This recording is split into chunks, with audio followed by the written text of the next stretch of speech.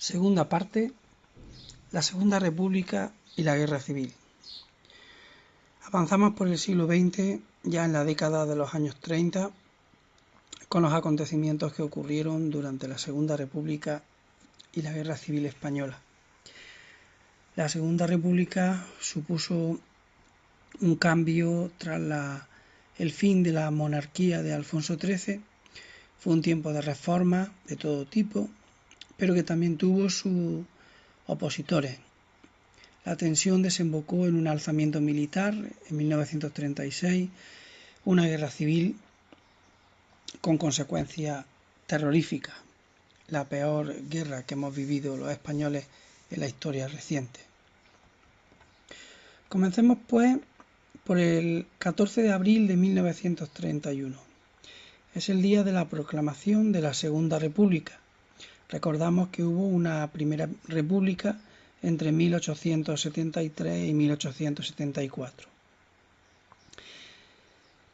Se nombró presidente a Aniceto Alcalá Zamora.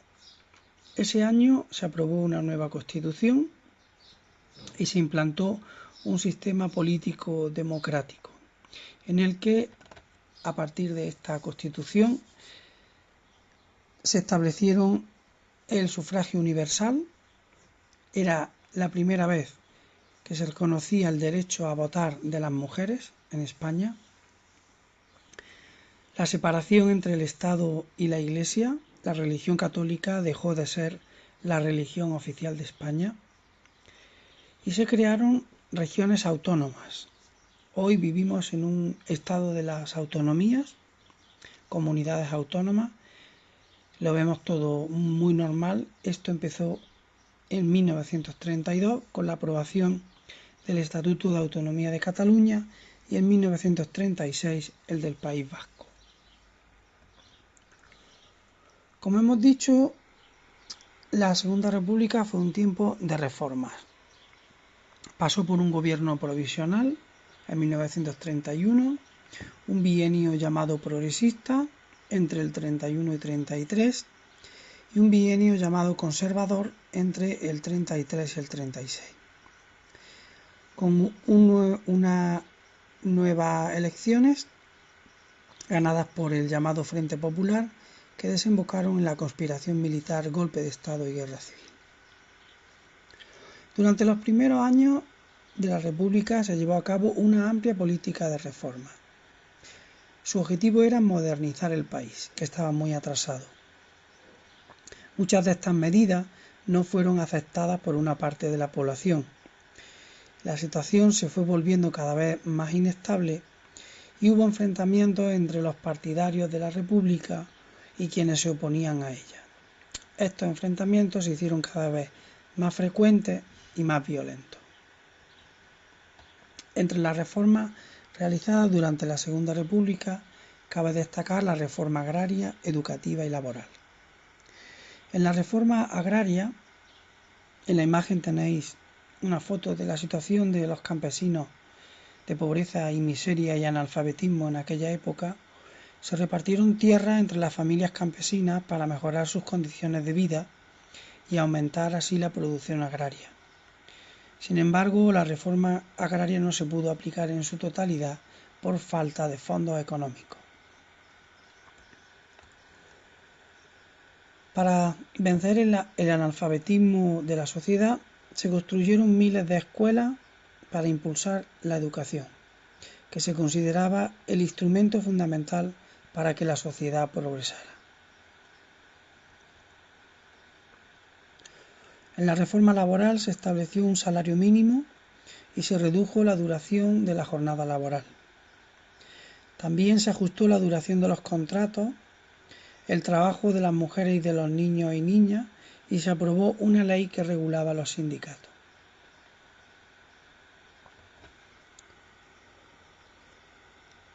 Algo importante en esta época fue la proclamación de las primeras mujeres diputadas de las Cortes Españolas en 1931.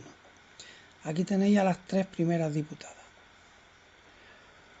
Empezando por Victoria Kent, aquí a la izquierda.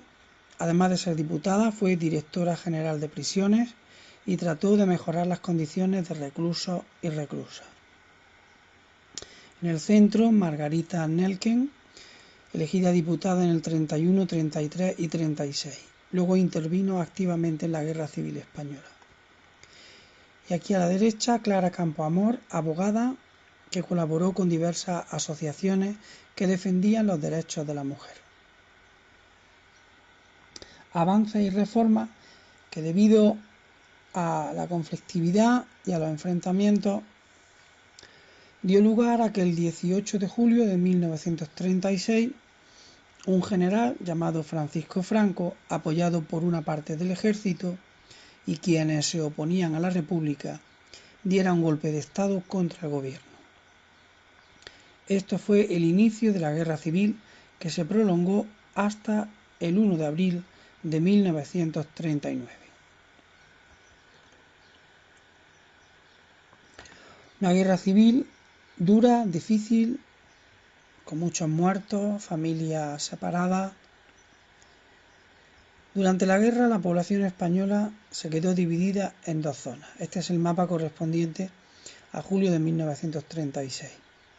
La zona republicana, que apoyaba al gobierno de la República, en color naranja, y la zona sublevada, o también llamada nacional, que apoyaba a los partidarios del golpe de Estado. Durante casi 3 años de enfrentamiento se desarrolló la guerra y después de estos 3 años las tropas franquistas ocuparon todo el territorio español. El 1 de abril se dio por concluida la guerra con la derrota de la República. Aquí tenéis el documento firmado por el general Franco dando por finalizada la guerra. La guerra ha terminado. La guerra fue un tiempo de sufrimiento en el que se combinaron el miedo, la destrucción y el hambre. La escasez de alimentos hizo que las autoridades limitaran el consumo de productos básicos como el pan y el aceite a una cantidad mínima por persona, lo que se llamó la cartilla de racionamiento. En la imagen tenéis un momento del reparto de alimentos al comienzo de la Guerra Civil.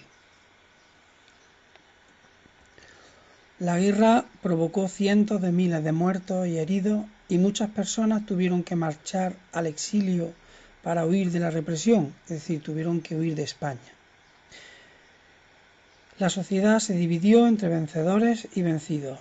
España quedó arrasada con miles de viviendas, carreteras e industrias destruidas. En la imagen, una foto del momento en que exiliados republicanos están entrando en Francia huyendo de la guerra. Recordamos los principales hechos durante la Segunda República y la Guerra Civil. Destacamos 1931, fecha de proclamación de la República y Constitución Democrática, 1932, Estatuto de Cataluña y 1933, las españolas que votan por primera vez. En 1936, golpe de Estado de Franco, Estatuto del País Vasco, todo el desarrollo de la Guerra Civil hasta 1939, en que se rinde el gobierno de la República y termina la Guerra Civil.